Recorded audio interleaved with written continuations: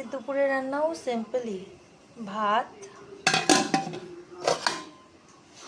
এটা হচ্ছে আম দিয়ে টক ডাল, আলু ভাজা, মাছ, আর এটা হচ্ছে আমাদের পাশের বাড়ি কাকিমা দিয়েছে এঁচোড় চিংড়ি। আর এখন হচ্ছে সন্ধে হয়ে গেছে, আর সন্ধে মানেই সন্ধ্যের টিফিন। তো আজকে হচ্ছে চিড়ের পোলাও, এটা ঝাল চিড়ের পোলাও, এটাও বেশ লাগে খেতে।